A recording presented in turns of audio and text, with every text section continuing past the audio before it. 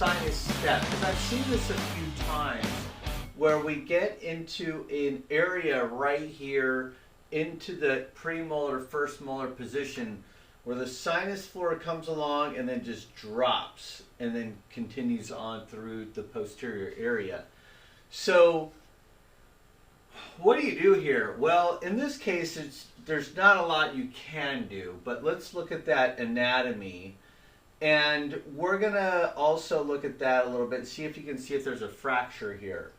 CTs can show you a lot, but they don't always show you everything. But the characteristics of that bone loss in this case gives me an idea or tells me that there's probably a fracture going on here, and then this is a failed situation. So let's look at our treatment assessment.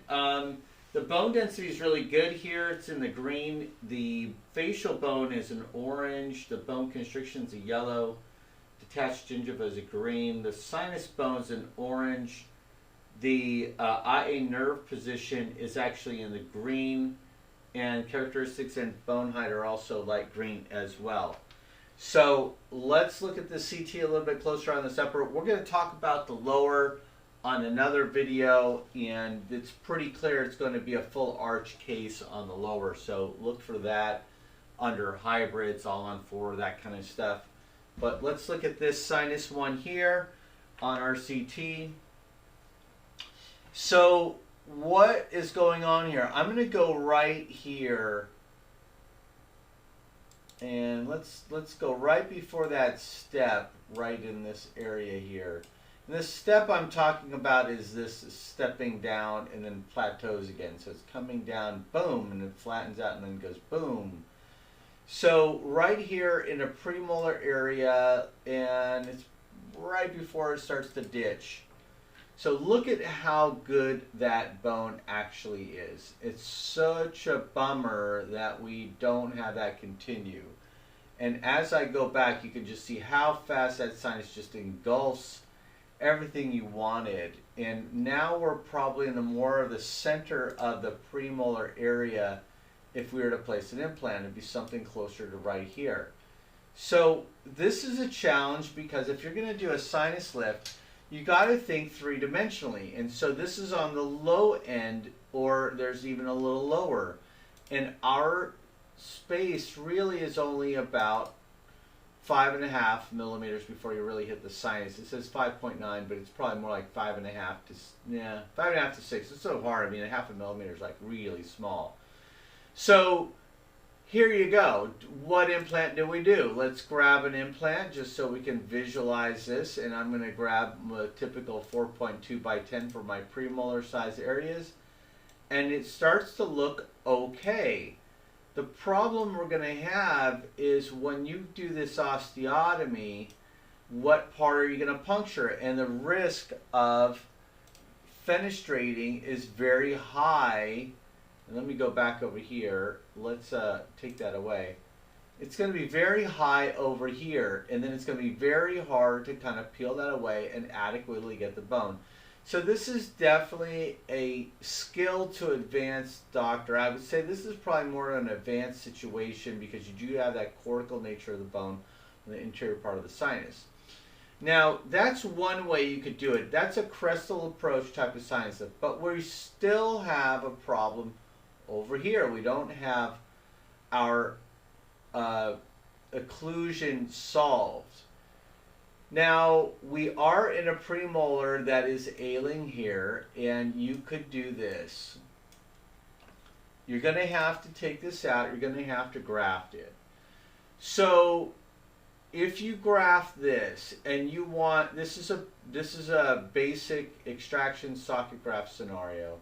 You can see how we're just entering the sinus here, but let's put another implant in there just so we can see what that looks like.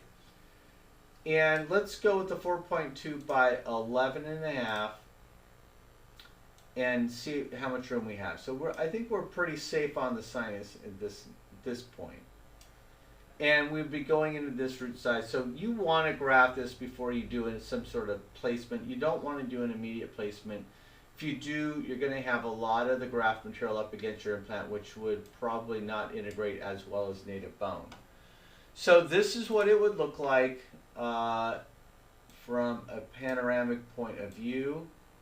Something like that. And yeah, let's just stick with that. So this is kind of the placement you're going to be looking at, and it'll be a little tricky to deal with this shelf part here where it really slopes down through where you want to put the implant. So, well, prosthetically, what could you do here? Well, if you grafted it and you held that up, let's bring that back to normal height. Let's say you got a little bit of height back. Now, prosthetically, you're probably looking at splinting these two and putting maybe a premolar size to a small molar size over here onto the number 14 area. And it's a little bit blocked out, so let me get rid of this picture-in-picture. So now you've got a situation where it's splinted together here and goes out to just about get your full occlusion. So this is one treatment you can look at, think about doing. On the bottom really makes a difference. Are they going to do a 4-locator overdenture here? Are they going to do a hybrid? How much force is going to go onto this cantilever? How much is going to be pounding away here? Now, I do see these last a long time. I don't see these things fail. Every blue moon, if you do an all zirconia, all porcelain piece, sometimes this cracks. But otherwise, it works out pretty well. So if we didn't do that, what you could do here, and probably more surgeons are going to go for this than not, is to do a lateral sinus lift. After you do the extraction, you graft this, and you do a lateral sinus lift, and you try to bring the bone up all through this area here. So that could work out pretty darn well, and that's going to take about 10 months or so for all of that to heal. So what do we get out of that? Well, maybe we got to bring that a little bit more out. So that's a fairly good size sinus lift, sinus graft. We have nice ridge height, which is great, and that's really what you want. So now when you do an implant here, we can do 3 implants.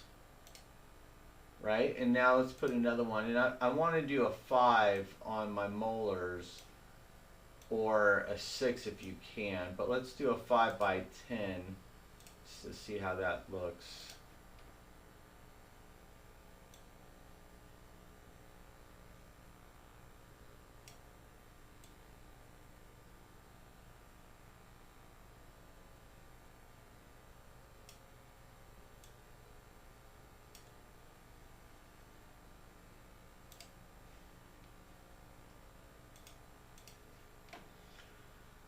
So this is where you're really hoping that that bone actually heals through, and that it's going to be fairly solid before you get into something like this.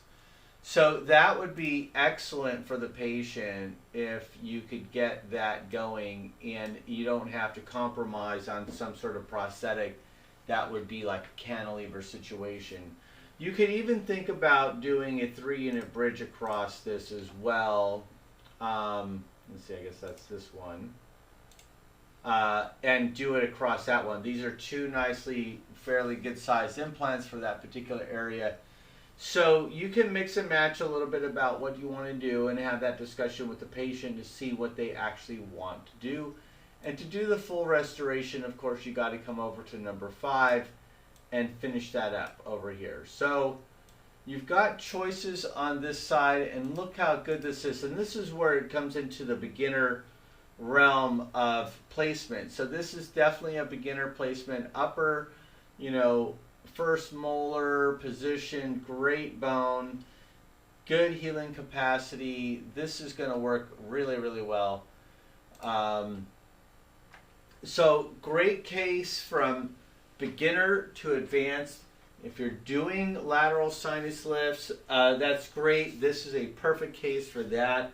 Looks like a lot of quality bone healing situation here. You have to inform the patient about that cracked root. You don't want to be leaving that too long because the bone's going to get even worse. And that'll be a nice situation.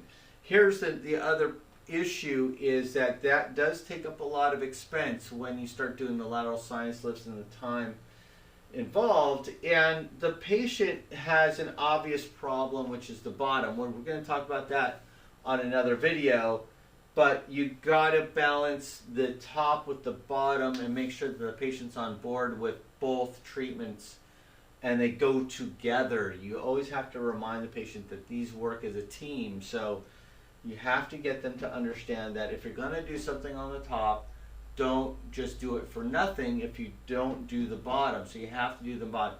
I have this all the time. Patients see something in a smile line, they only fix that, and they don't fix anything else, and the bottom actually really depends on both sides, or both arches work together. So that's it for this case study. Like I said, take a look at the lower version of this case study and check out some of our other case studies.